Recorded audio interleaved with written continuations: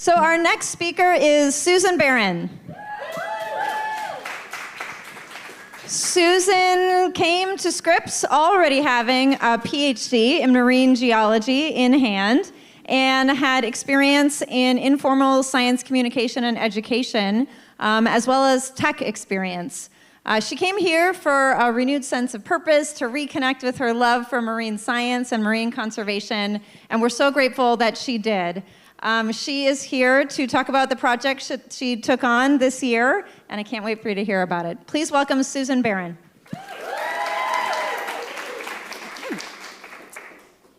Well, hello. Okay, now I've started. When I go diving, time stops.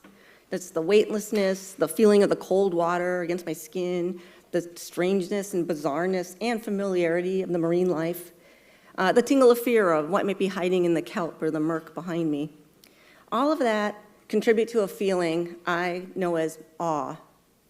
When I'm back home, wrapped in my blanket with a mug of hot tea, I revisit the photos I've taken while diving and really look. And that's when awe returns.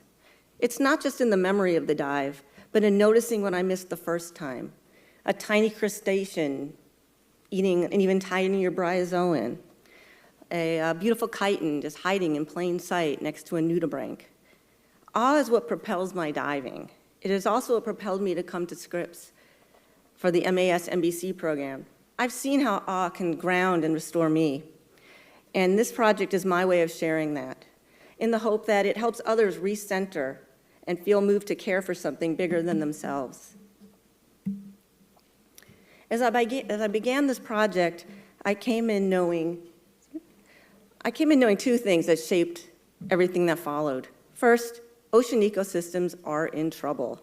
From coral bleaching and warming waters to plastic pollution and overfishing, marine environments are under serious and growing pressure. These changes are happening fast, and they affect everything from the smallest algae to the largest whales. Second, people have the power to help. When we understand what's at stake and feel connected to it, we're more likely to act.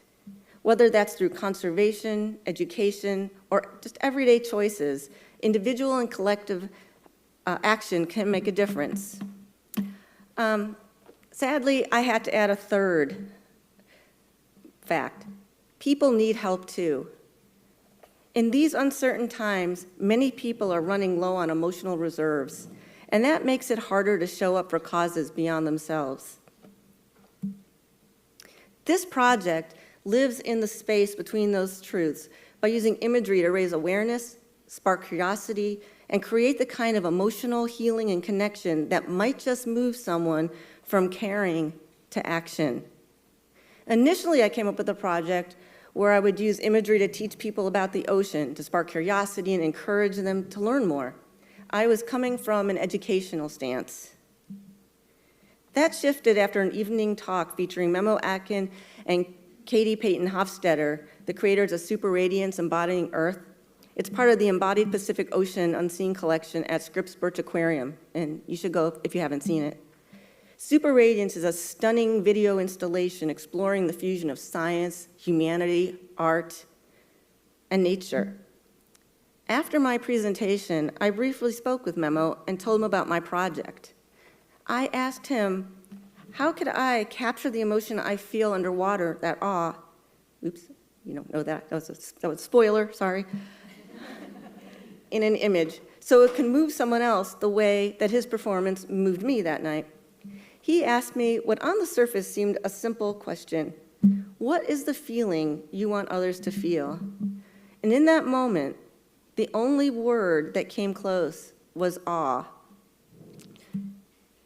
I had read about awe's power before, but it wasn't until then that I realized it was the emotional core of what I was trying to do. That moment didn't change my medium, but instead, it completely shifted my purpose. My focus moved from simply informing to creating an emotional experience that could heal while instilling wonder and connection. Maybe when we feel a little more whole, we're better able to care for, protect, and engage with the world around us. Awe. Awe is that moment that stops you mid-thought, when something vast, surprising, or deeply moving pulls you out of yourself and makes you see things differently. And it doesn't just feel good, it changes us. Moments that stir us, visually or emotionally, can stretch our sense of time. Things seem to slow down, creating space to notice, to breathe, and to truly be present.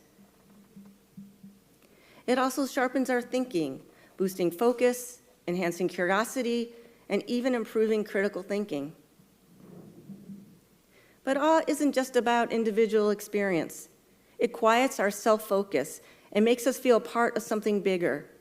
It deepens our connection to other people, to communities, and importantly, to nature. Researchers suggest that awe may have actually evolved as a social emotion, something that helped early humans collaborate, understand complex systems, and find shared meaning in the world around them. Ultimately, awe shifts perspective.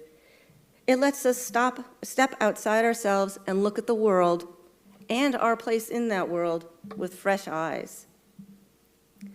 This led me to a solution to the challenge of inspiring purposeful action. I realized I can use awe-inspiring ocean imagery to create a space where people not only feel more connected, but are also more open to healing themselves, as well as the ocean. So I set out to build public and digital spaces that deliver awe, and make that emotional connection something that anyone can access. The images in this project come from a variety of sources, including my own original photography and videography captured in tide pools and touch tanks, as well as my archived scuba footage from dives along the Central Coast. Not that blue area, that's Little Cayman.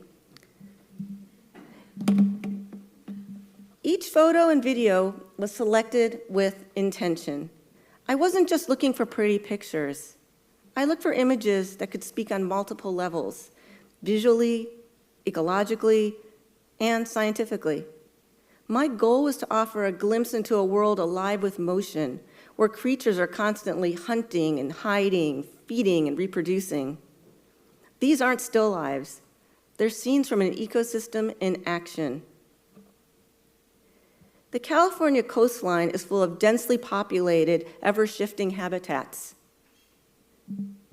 By encouraging viewers to slow down and look more closely, I hope they'll begin to uncover the many layers, the worlds nested within worlds that exist just below the surface. Ultimately, this collection blends visual beauty with scientific insight. I want viewers to feel awe, not just at how these marine systems look, but at how they work. I added fluorescence imagery to enhance the experience. Photography using ultraviolet light reveals what's usually invisible to the human eye.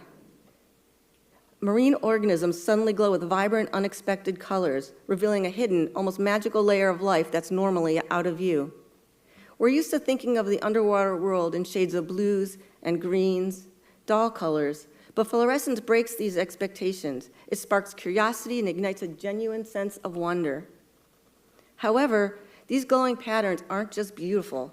They highlight real biological features tied to survival, adaptation, and communication. So while the visuals are stunning, they're also rooted in science. To truly make these photos and videos available, and to give people a chance to engage both intellectually and emotionally, I created spaces where the public could engage with the imagery. That includes both an online platform and public installations. For bringing the images into public spaces, I've developed a setup for large-scale video projections. These have been successfully tested and are ready for deployment when I find suitable open locations. These projections are designed for spontaneous public engagement, bringing awe-inspiring ocean imagery into everyday spaces, accessible to anyone passing by. More than just visual entertainment, they're meant to spark curiosity. And when people watch together, something shifts. It often leads to conversation and connection, shared experiences that help us feel more invested in each other and in the natural world. In addition to pop-up projections, I've also created large screen video content like the one playing in the visualization lab at the Marine Conservation and Technology Facility. The goal is for it to run passively, catching people's attention as they pass and gently drawing them into the imagery. There's something powerful about unexpected beauty just hanging out in a hallway, just waiting to be noticed. And one of the most engaging yet difficult to produce parts of this project is the interactive projection. This is a setup that responds to a viewer's presence and movement. As people move their hands in front of the wall projection, the imagery shifts from scenes lit in normal white light to glowing fluorescent views captured under ultraviolet light. With a simple gesture, viewers feel like they're revealing hidden layers of the ocean, unlocking something usually invisible to the naked eye. It's a moment of surprise and often wonder, and it feels kind of like magic. The online component is a website, and it is still evolving. It's designed to deliver a little bit of awe and calm right in your home. This site features a growing gallery of ocean images and videos that you can click on, a fluorescence interactive, scientific notes for curious viewers, and a reference page with resources on awe research and marine biology. Looking ahead, I'll be adding links to conservation groups and practical tips for exploring the California coast, like tide pools, aquariums, and dive sites. To help spread the word, I printed a QR code on business cards, which I hand out to anyone who will take one. I brought some with me today. Okay. Each component of the project, whether experienced in public or online, is meant to do more than inform. It's meant to evoke, to offer a moment that can shift how we see the ocean and maybe how we relate to it. My goal is simple, to use imagery to create moments of awe, moments that invite people to stop, to focus, to look more closely, to heal and connect with the ocean in a new way. Because when we experience awe, when something truly stops us in our tracks, it can change how we think, how we feel, and how we act. And in this case, maybe it can help us care just a little more deeply about each other and about the oceans and inspire us to protect and sustain. So when we're done here today, take a moment to step outside, not to check your phone, but to find something beautiful and let the awe sneak up on you and stop time. I'd like to thank my committee, my much appreciated advisors. Alice Heeman Kim helped me a ton with the projection, and she and my daughter are graduating from DePaul this weekend. I'd like to thank my cohort. Thank you, cohort. And my husband and my daughter, also graduating from DePaul, and my dog, who has been waiting for me to come home all year long. And I love him. And that's it. I'm done.